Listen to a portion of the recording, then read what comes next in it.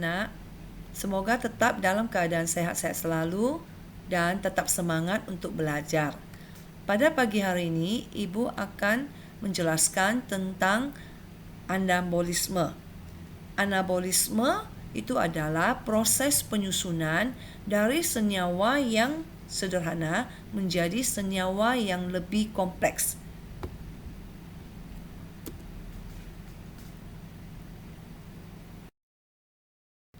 Anabolisme itu terdiri dari anabolisme karbohidrat, di mana anabolisme karbohidrat itu dapat dibedakan menjadi fotosintesis. Fotosintesis adalah peristiwa penyusunan zat organik dari zat anorganik dengan pertolongan energi cahaya matahari. Disebut juga sebagai asimilasi karbon karena bahan baku yang digunakan adalah CO2.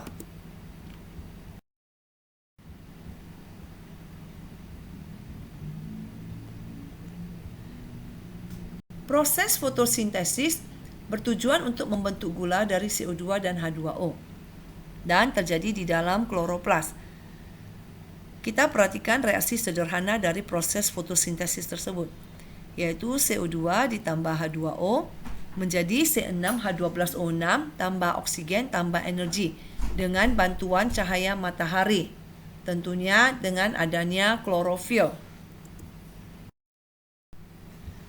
Yang kedua, percobaan tentang fotosintesis. Yang pertama, oleh Ingenhousz.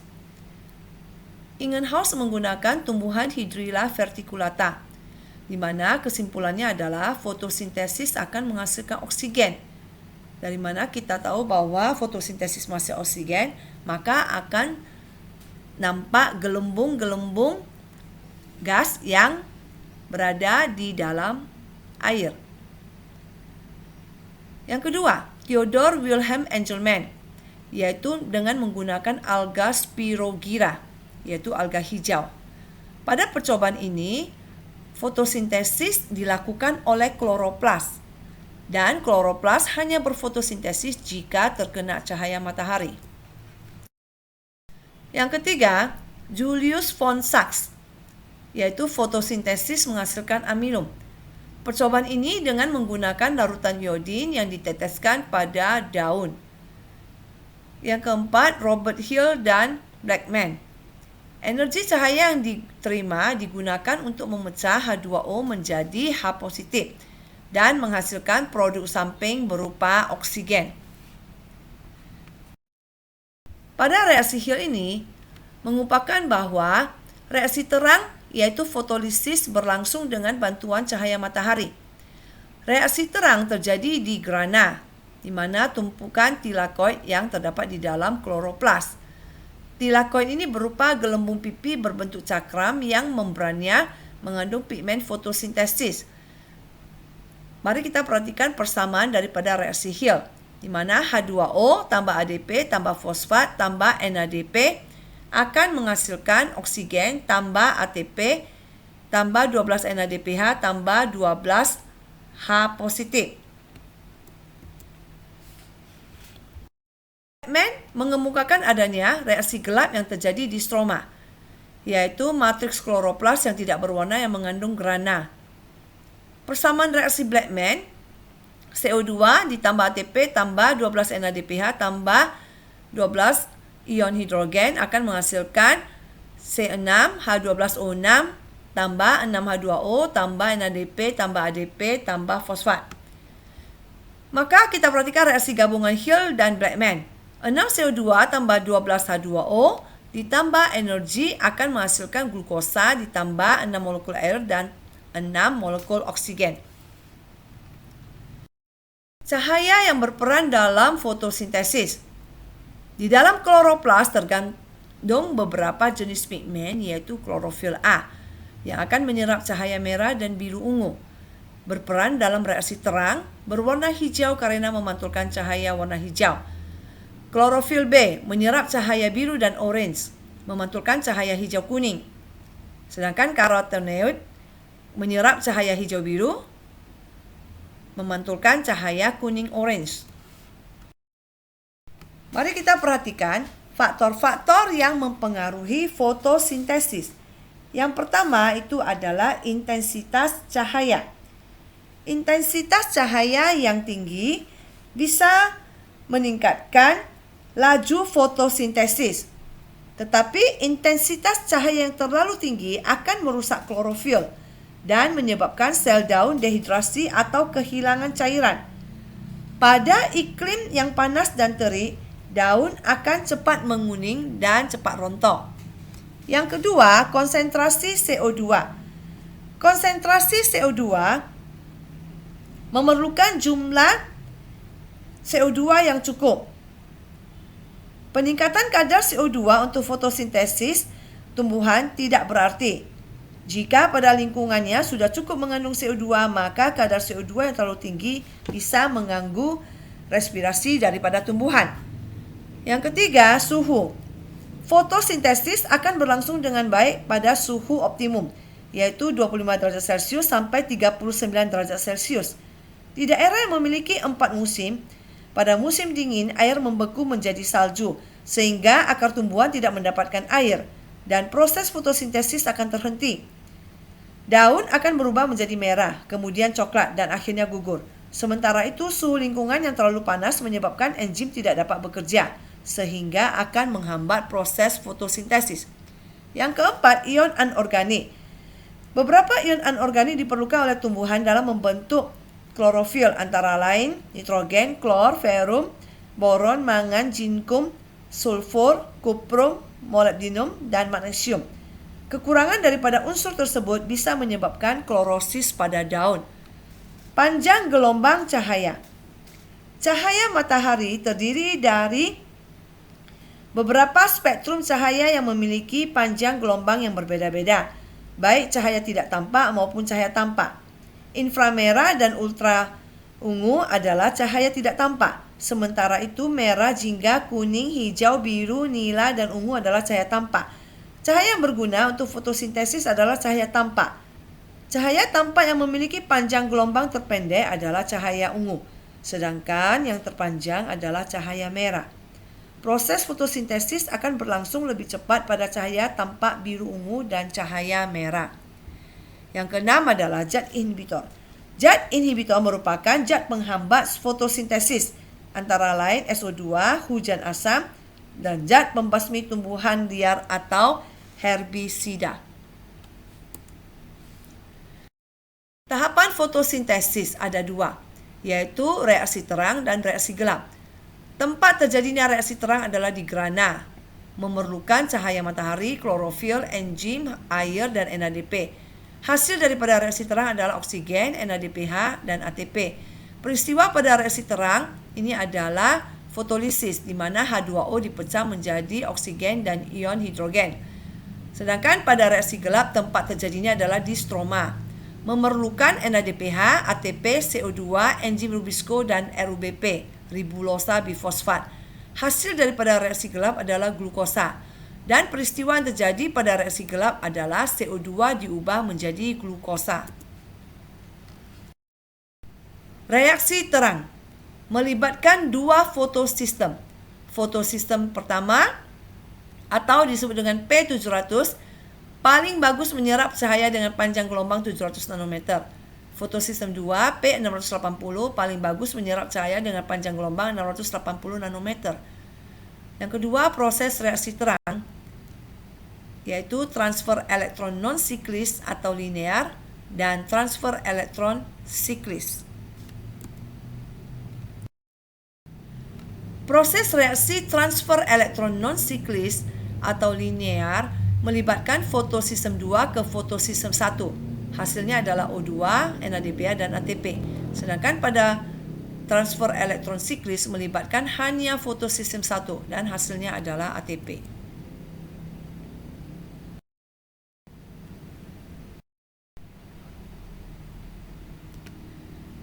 Mari kita perhatikan transfer elektron linear atau elektron non-siklis. Aliran elektron non-siklis memiliki rantai transport elektron yang lebih panjang dan menggunakan fotosistem 1 maupun fotosistem 2. Mari kita perhatikan yang pertama, klorofil A atau P680 pada fotosistem 2 menyerap cahaya. Elektron berenergi tinggi dari klorofil A terlepas atau tereksitasi dan ditangkap oleh aseptor elektron primer fotosistem 2. Klorofil A P680 menjadi klorofil A positif karena kehilangan elektronnya atau teroksidasi. Air atau H2O yang terkena cahaya matahari melepaskan elektronnya, terurai menjadi 2 ion H positif dan 1 atom oksigen. 1 atom oksigen akan bergabung dengan atom oksigen lainnya sehingga membentuk oksigen. Elektron yang dilepas air akan ditangkap oleh klorofil A positif sehingga klorofil A menjadi normal kembali. Elektron yang ditangkap oleh aseptor primer fotosistem 2 dialirkan ke plastoquinon PQ, kemudian ke kompleks sitokrom dan ke plastosianin atau PC. Plastoquinon, kompleks sitokrom, dan plastosianin merupakan rantai transport elektron pada kloroplas. Bersamaan dengan peristiwa tersebut, cahaya juga diserap oleh klorofil A P700 pada fotosistem yang satu, sehingga klorofil A P700 menjadi klorofil A positif teroksidasi.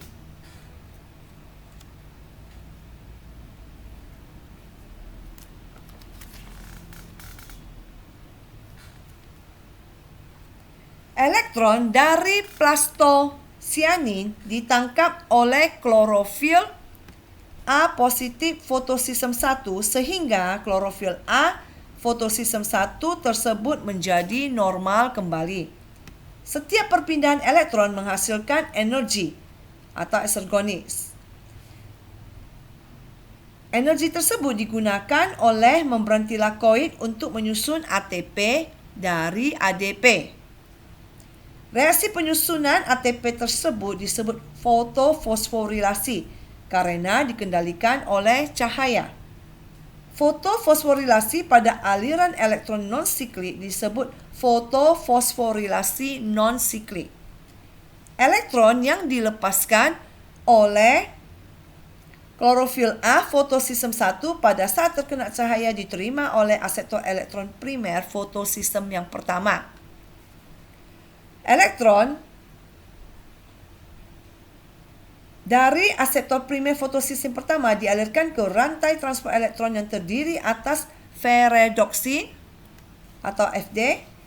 Ferredoksin merupakan protein yang mengandung besi atau Fe. Elektron dari ferredoksin dialirkan oleh enzim NADP reduktase ke NADP. NADP menangkap elektron dan ion H positif menjadi NADPH. NADPH merupakan sumber energi untuk mensintesis gula. Sekarang kita perhatikan transfer elektron siklis. Transfer elektron siklis hanya menggunakan fotosistem 1. Aliran elektron ini memiliki rantai transport elektron lebih pendek dan bertujuan untuk menambah pasokan ATP, tetapi tidak memproduksi NADPH. Tambahan pasokan ATP ini sangat membantu pada tahap reaksi fotosintesis selanjutnya, yaitu siklus Calvin atau reaksi gelap. Siklus Calvin lebih banyak membutuhkan ATP daripada NADPH, sedangkan aliran elektron non-siklik menghasilkan ATP dan NADPH dengan jumlah yang sama. Jadi, aliran elektron siklik terjadi jika kloroplas kekurangan ATP untuk siklus Calvin. Kita perhatikan mekanisme aliran elektron siklik. Klorofil A atau P700 pada fotosistem 1 menyerap cahaya dan melepaskan elektronnya sehingga menjadi klorofil A positif atau teroksidasi. Elektron berenergi tinggi dari klorofil A akan dilepaskan, teroksidasi. Elektron berenergi tinggi dari klorofil A dilepaskan, kemudian ditangkap oleh aseptor primer fotosistem pertama. Elektron pada aseptor primer fotosistem 1 dialirkan ke ferredoksin. Elektron dari ferredoksin dikembalikan ke klorofil A positif.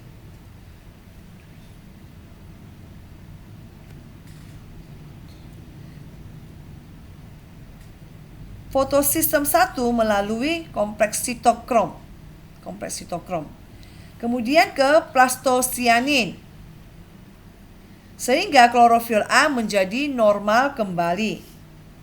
Dapat disimpulkan bahwa pada reaksi terang terjadi fotolisis, fotofosforilasi untuk pembentukan ATP dan juga pembentukan NADPH, khusus pada aliran elektron non-siklik.